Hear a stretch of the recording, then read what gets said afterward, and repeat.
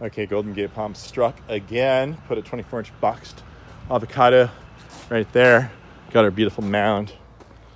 Homeowner's gonna mulch this whole area. So we didn't bring any mulch this time. Got our watering basin.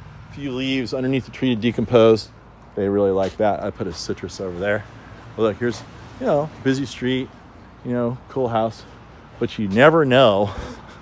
You never know what you're gonna find when you open the gate and go to the back.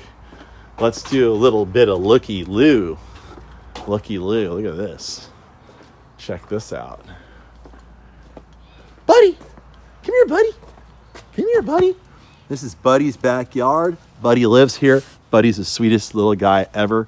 And Buddy has this most wonderful backyard.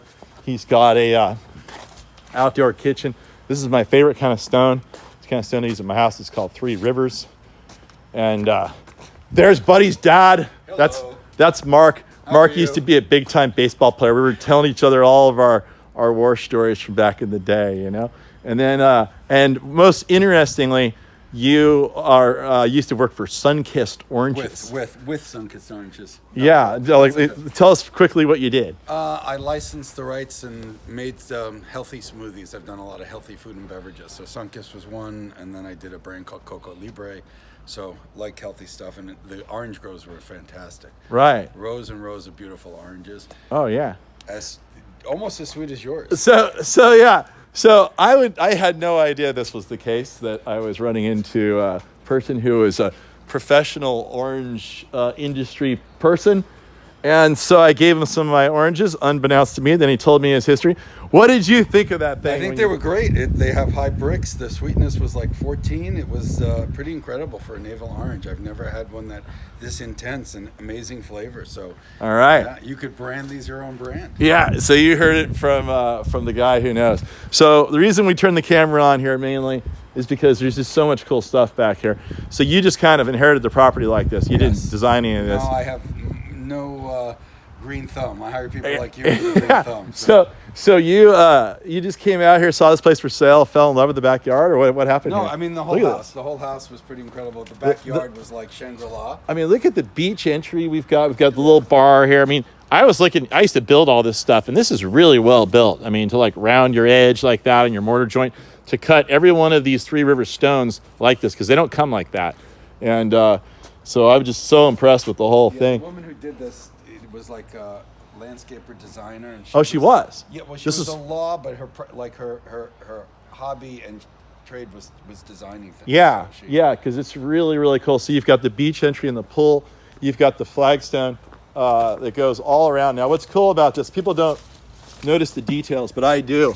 And this is a tumbled version of this stone. They tumble this stone to get these rounded edges, and it's really important to use on the edge of pools where you're going to be walking barefoot, or even over here on the, now the flagstone on the ground is not like that because you don't really need it to be like that, but you can see here on all of the surfaces that people might sit on or touch, they are all tumbled and rounded. Did you notice that? No, I didn't know that. These are the You're details, teaching me man. These are the something new. details, yeah. Now, over here it looks like we might have a little combination of tumbled and not tumbled because that's more of a rough edge there.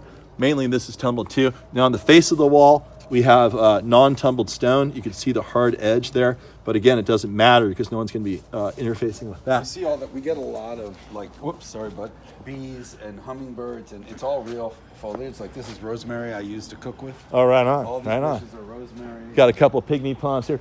Look at the waterfall back here. This is quite a waterfall. It's not on right now. I'll turn it on. Oh, all right, we're going to turn it on. Mark's going to turn that on. I'm going to continue the tour. We've got a Brazilian pepper tree, and I told Mark I don't know if I love it or hate it, but I think I kind of love it. I'll probably love it on a really hot day. Probably hate it when I have to clean the leaves out of the pool. But look at this whole like shaded area, deep shade back here, and this big bump out. So this is a wonderful spot to sit, and you literally got the tropical foliage coming down to the water. Now the Brazilian pepper tree is not a tree I typically use. I think there's better trees, but here it works, and it's really big and it's beautiful. They are a little bit invasive. I'm not sure if there's some out here or not. We've got some bird of paradise sneaking around, blooming even in deep shade here. And then look, you got a nice little shelf on your pool to sit on, climb out. climb up the waterfall. If it was any warmer than it is, about 65 degrees, I'd probably be diving off this thing. You got 3 waterfalls coming out. You got a bench. I can see there's a bench underneath the waterfall. And and you've got all the plumbing behind the waterfall. That way you don't hear the waterfall pump when it's in operation, the pool pumps at all. You know how long this has been in, Mark? Oh, this has been in for, I would say, 7-8 years at least. Oh, really? Okay. And then, so 7 or 8 years. And then check this out. Tricky, tricky, tricky. Yeah. Gotta love it. They thought of every detail. Uh-oh. Uh-oh. I just broke it. Oh, no. I'm going to get a bill. I think that might have already been broken. Okay. And then got our vegetable planter in the back there. We planted a Fuerte avocado here. It's our B variety to complement the A that we put out front. Our flagstone going around. And yeah, a little dog run on the side here. Everybody always wants to get good ideas on what to do with their gardens. So side yards should always be for storage or vegetable growing. I'm going to put raspberries and stuff along here or something. Oh, that'd be cool. That'd be cool.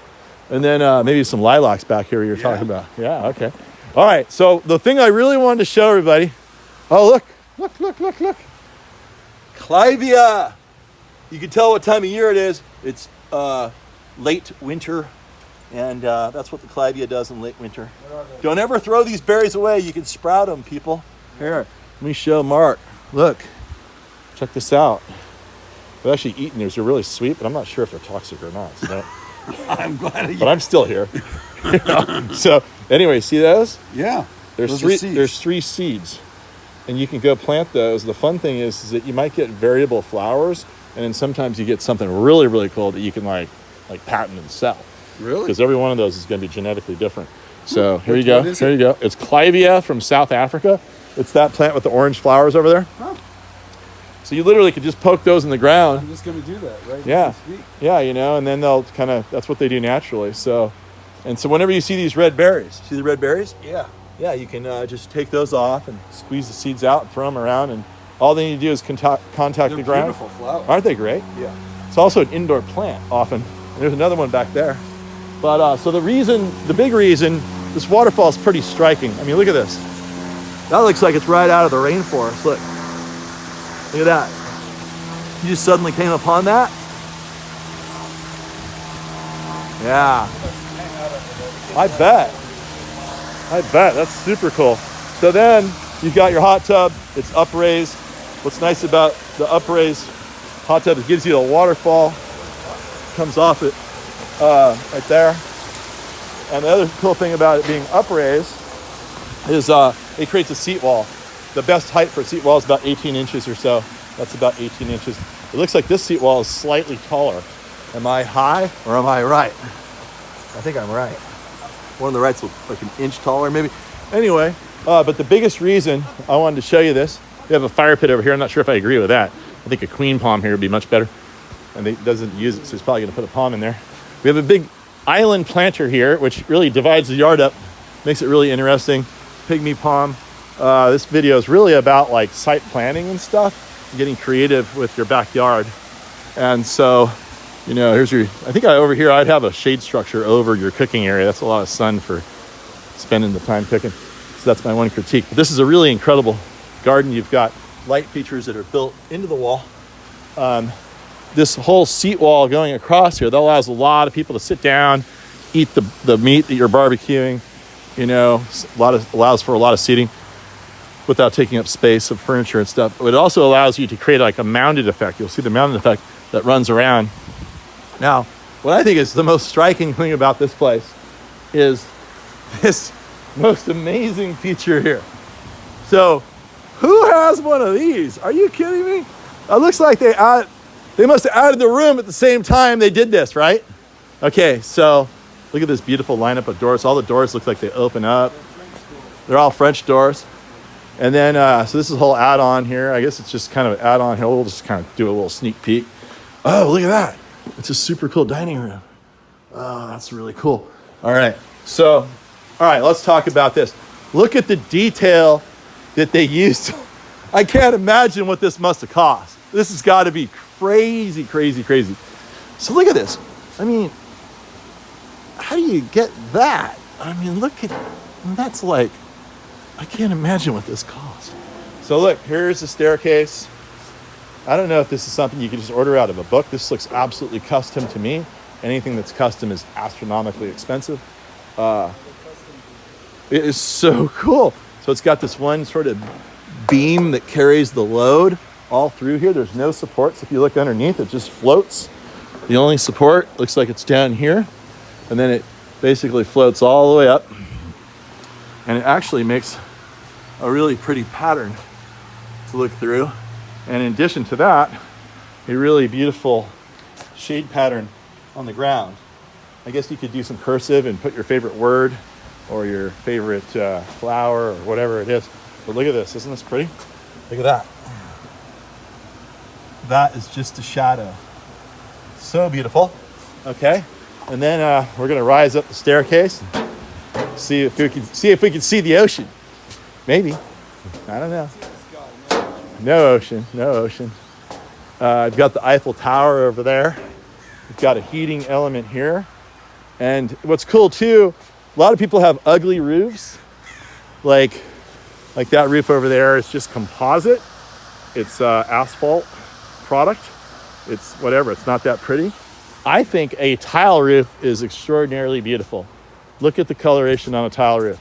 So one of the beautiful aspects of being up here, if you're gonna get up, if you have a beautiful roof, it makes it that much more sort of enjoyable to be up here with that kind of a roof to look at. Now we have these bars that continue up. They're all custom and they all have hooks on them. So you can either string lights or you can probably run a canopy on that if you were wanting to get out of the shade. We have a really nice color coordinated tile. And then we have Buddy and we have Mark living the dream. Any final words? No, just enjoying it, and thank you for putting in the trees. You're welcome, man. Thanks for having me, and thanks for letting me film the garden. Let's do an aerial of this whole place. That's okay, so there's the pool. It's probably not the best lighting. It's all in shadow back there, but I swear it's... what I like about this whole thing is the nature, how it brings like hummingbirds, bees. Like we get a lot of wildlife in here just because it's like unusual, and it attracts. Like these trees have like some eagles' nests around up here, and it just, this environment really attracts. You know what's cool too that I hadn't really noticed until I was up here is the panorama of being up in the urban tree canopy, meaning like trees that were all planted by humans. It's this huge diversity. You've got cedars, you've got Japanese maples, you have loquats, you have magnolias over there, you have redwood, you have this beautiful palm, you have Brazilian pepper tree. You got queen palms, oaks, and I mean, what a beautiful setting to kind of like just chilling. And yeah. It made me realize I need to be chilling more than working so much. I know, you need to see your own garden. Wait till you see the video. You're gonna be like, do I really live there? I need to like hang out there more often. Yep. So, all right. Well, thank you. Thank you. Great. And thank you, Buddy. He's liking it up here. Right when you thought the video was done, as with all of my videos, I failed to show you the beauty of this semi-spiraled staircase as it goes down. I mean, just look at that. That is just so fantastic. And so anyway, we'll roll the credits right now. That way we don't waste any time. See ya. Oh, Buddy.